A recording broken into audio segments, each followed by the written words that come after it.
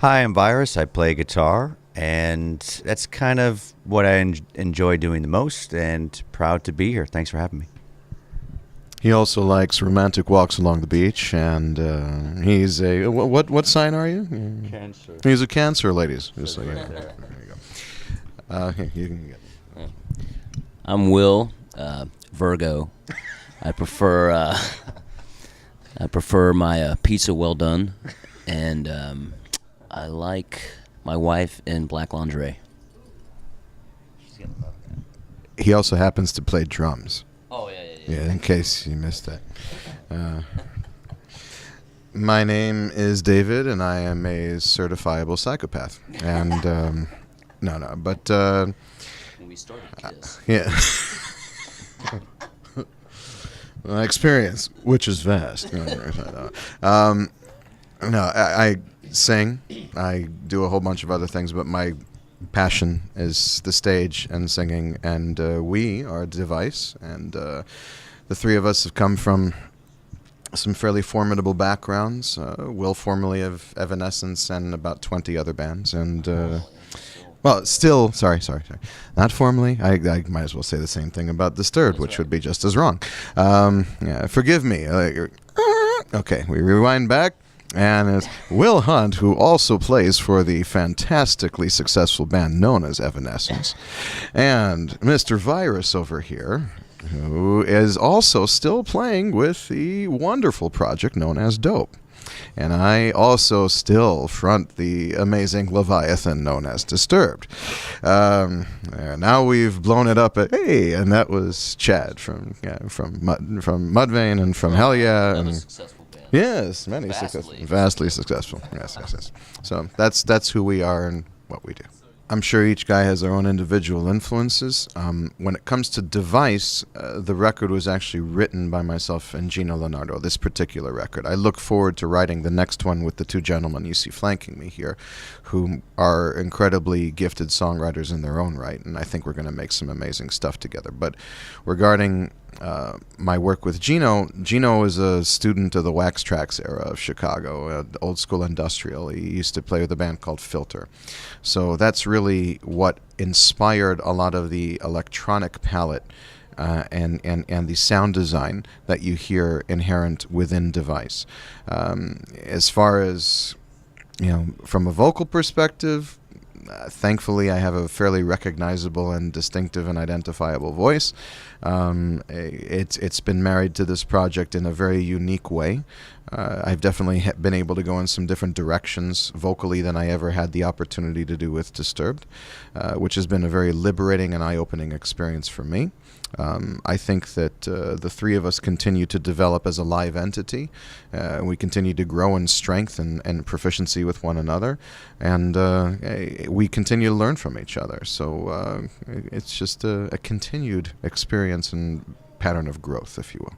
Ironically, not the process within which we created the material for this record was really not all that unlike what I would normally do in Disturbed, with the exception of, in this particular situation, I was able to have a much stronger hand in really crafting things along with Gino as far as instrumentation was concerned as well.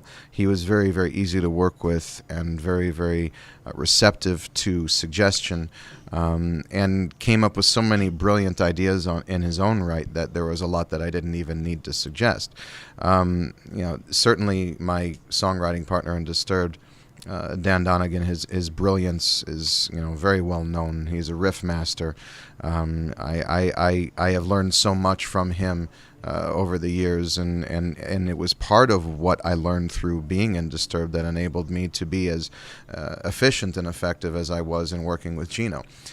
It was really a great experience just to be able to step out of your comfort zone for a little bit and do things just with someone else. But as far as the process itself, it always ends up starting with music. It always ends up starting with a rough verse-chorus progression or two riff married to a rather skeletal rhythmic pattern to start off with. It's built upon. You end up working on transitions. I end up improvising with melodies and rhythms for the vocal in a scat format, almost like a jazz musician does, without any actual words. And then once all of the nuances are finalized, transitions are oiled, and the hooks are as strong as we can possibly get them melodically, the last thing I do is write lyrics for it. And that's the process that's been working for me since day one. It was really just a matter of serendipity, if you will. I have been blessed with an amazing group of very, very talented and accomplished musicians as friends.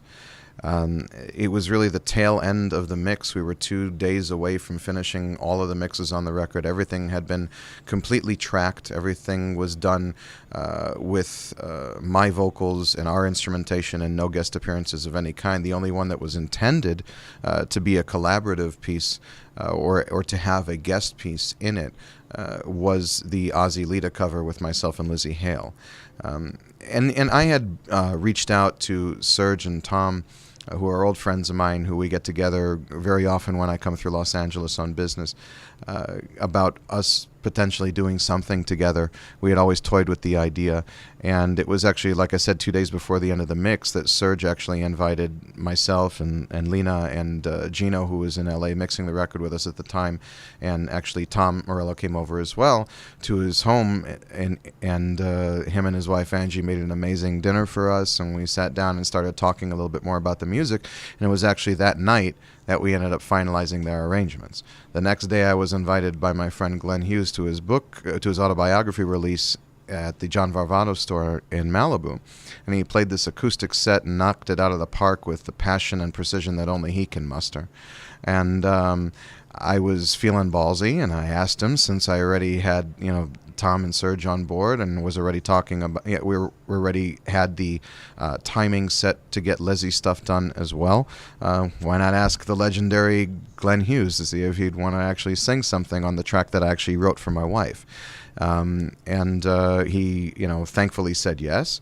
It came up in dinner conversation later that night when we were sitting at the table with Glenn and his wife Gabby and Kenny Aronoff and Geezer Butler, and Glenn it came up that Glenn had agreed to do the track, and Geezer and I had known each other since the early Ozfest days, and he asked me about it, and I feeling ballsy again, and went ahead and just threw it out there. I'm like, so Geezer, would you like to guest on one of the tracks? He had nothing going on, did he? Oh, he was only making a Black Sabbath record. Legendary bass player. No big deal. New record. And to my complete joy and delight, he said yes. And so within just a couple days of reconnecting with old friends in Los Angeles, suddenly we had 5 guests on the record. And with Hayes on the record, once we were already headed in that direction, I always had wanted a very distinctive and powerful male rock vocal to trade off with in the song.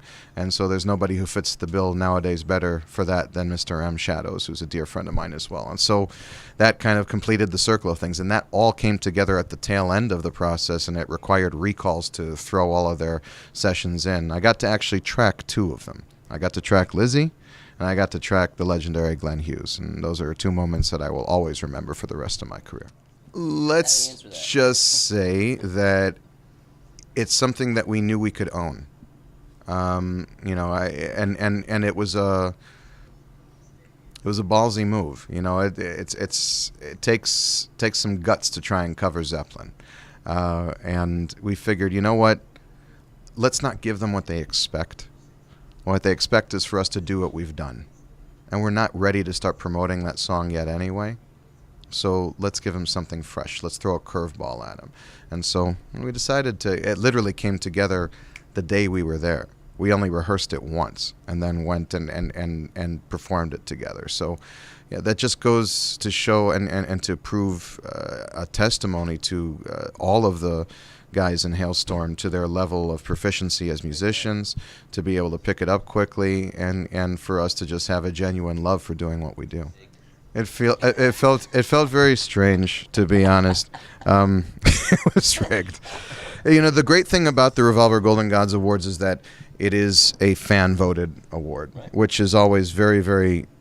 You can't get much more valid than that. And it doesn't get much more satisfying than that as an artist to know that the fans voted for you. Yes, absolutely. And we're incredibly grateful for it. We're incredibly grateful that it happened even prior to the release of the record. Nobody even knew what it was or what the material sounded like, which caught me... No. They were just about to start it. It wasn't even out. So I'll be honest, it caught me off guard. It's definitely a testament to the dedication of the fans that we have and that I've been able to be blessed with through my association with Disturbed over the 17 years that we've been a band. I'm incredibly grateful for my brothers in Disturbed helping me become who I am today. And it's ironic because the comment that I made during the speech was reflective of the following. I said that, if I had known that it would take, just putting Disturbed on hiatus and doing a side project to finally get an award for something, I would have done it a long time ago. Well, that was a jab. You understand? It was meant to be like, after 17 years of Disturbed and 4 back-to-back number one debuts and 14 million records sold and 10 number one singles, I have a record that hasn't even come out yet. You haven't even heard anything of, and this is what you're giving me an award for? So it was like, and most people got it. Unfortunately, there are certain individuals who did not, and I hope that they understand now the true spirit in which the statement was said. I'm always incredibly grateful and thankful to my brothers in Disturbed, to my brothers here in Device, and certainly to the millions of fans that we have out there who are the reason why we exist in the first place. Right now we're finishing up this Gigantour run today. We'll be off for a couple of weeks. We then do a festival run, and we'll have some one-off shows, a couple shows with Hailstorm as well during that run. And then I will be taking some time off after the 22nd of September for my lovely wife Lena to actually give birth to our son, who's due on October 2nd. And then we'll be heading back out on the road to Europe with supporting Avenged Sevenfold and Five Finger Death Punch. And we've also got some tentative plans after the new year. We're also a part of Shiprocked, which is going to be happening after the new year as well. And if things continue to go to plan, which I have every intention of making sure that they will, then we will probably be touring on this record throughout the beginning of next summer.